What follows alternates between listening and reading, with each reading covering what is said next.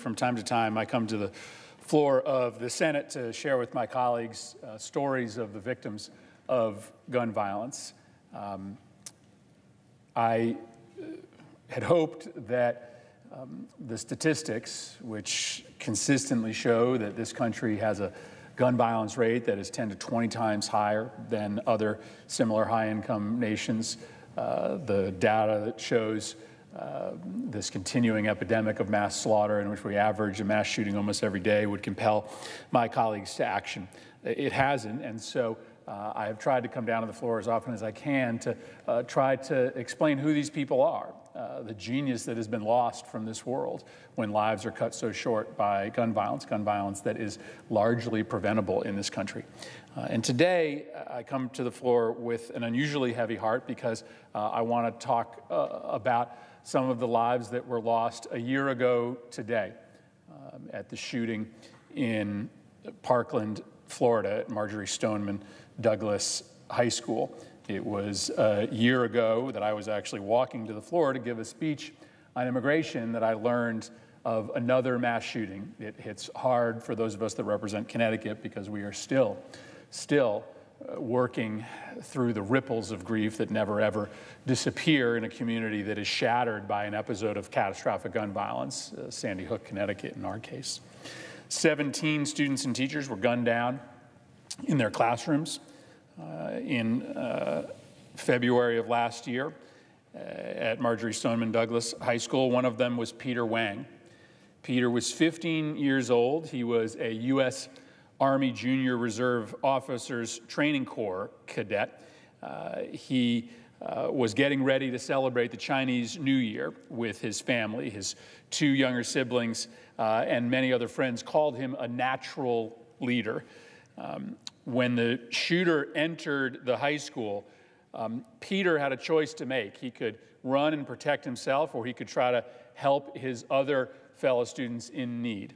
He chose the latter. He chose to hold a door open to help his classmates escape, and he saved other people's lives while losing his own. His classmate Jared Burns says, "For as long as we remember him, he is a hero." He yanked open a door that allowed dozens of classmates, teachers, and staffers to escape, other officials said. His middle school basketball coach said that he was just a joyful person. His sacrifice, according to his coach, quote, just made perfect sense because he was that selfless. Peter was posthumously accepted to the U.S. Military Academy at West Point for his heroic actions on that day. Alex Schachter was a freshman who played the trombone and baritone in the marching band, and he loved to play basketball. He loved music so much that in middle school he took 2 band classes so that he could get ready to join the marching band in high school, which was his dream. His Eagle Regiment marching band actually won the state championship in Tampa. His dad said that he was just a sweetheart of a kid, said that he just wanted to do well to make his parents happy. His dream was to attend the University of Connecticut. He told everybody. He was only a freshman, but he knew where he was going to college. He wanted to come to my state, to Connecticut. He wore a Yukon sweatshirt almost every single day to school. His favorite song was an old one by Chicago, 24 or 6 to 4, which is kind of an odd choice for a 14-year-old, but Yukon's band actually chose to play that song at halftime of one of Yukon's football games, and Yukon admitted Alex posthumously because his dream was to be a Yukon Husky. Helena Ramsey was full of laughter. She had this infectious smile. She was 17 when she was shot that day. She loved all kinds of music, though she was mostly into K-pop. And she had all sorts of other interests, too. She was interested in human rights and the environment. She joined the school's United Nations Club and the Christian faith-based First Priority Club. She was always looking out for her friends. One friend said, when I was stressed out from my chemistry lab that I thought I was going to fail, she calmed me down, told me that everything was going to be okay. One of her best friends said that she was just one of the kindest people that I have ever met. When the gunman walked into her classroom, she turned to her friend to make sure that her friend was safe and told her to shield herself with books. People described it as a moment of bravery in the face of horror. Another hero that day was Aaron Feiss. He was an assistant football coach, and he was a security guard, and he threw himself in front of his kids. That's how he died that day. The football program spokesperson said Aaron died the same way he lived. He put himself second. He was a very kind soul, a very nice man. He died a hero. One of his football players who had been going through leukemia treatments remembered that Aaron guided him through those treatments. He'd send me prayers. He'd send me Bible scripts. He'd just do stuff to cheer me up every day. Aaron died protecting the kids at that school. These 4 stories are amongst the 17 people that died at Marjory Stoneman Douglas High School, but 93 people die every day from gun violence. Most of those are suicides. A bunch of them are homicides. Others are accidental shootings, but they're all preventable. They're all preventable. And it's important that as we remember today the mass shooting at Parkland, that even on those days where nobody puts up on cable news a mass shooting, there's still somewhere around 90 people who die every day. And I'll just tell you about one of them. Corey Dodd was 25 years old when he died last month in Baltimore, Maryland.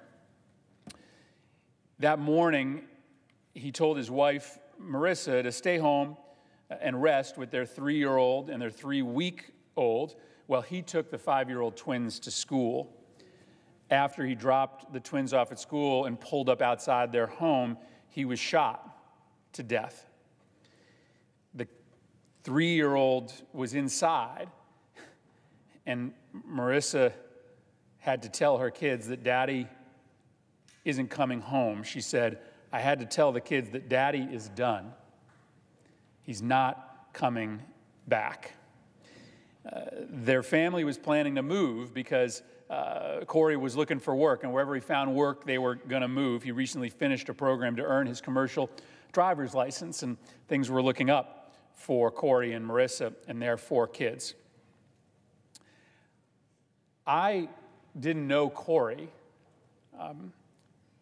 but I know something about his death because I happened to be in Baltimore that day.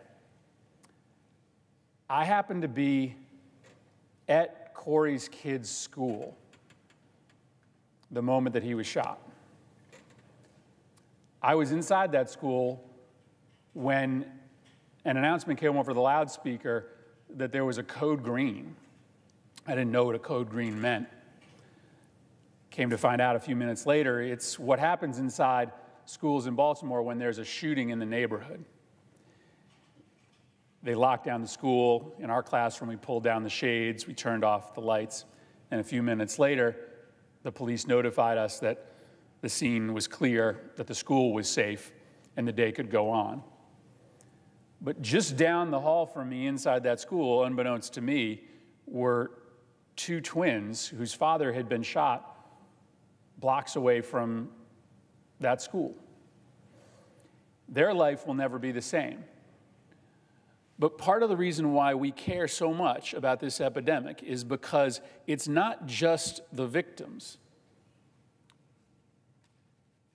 It's also about the people that are left behind. Imagine going to school in an elementary school where you fear for your life when you walk to and from school, where parents of your friends are shot at 10:30 in the morning. It changes your brain, the trauma that these kids go through in a school like that. It makes their little tiny developing brains unable to learn. There's a biological process that actually happens to these kids. That trauma is what Parkland has been going through for the last year. But that trauma is what kids in Baltimore and New Haven and Hartford and Chicago and New Orleans go through every single day. We are ruining millions of children all across this country because of an epidemic that we could choose to solve, that we could choose to do something about.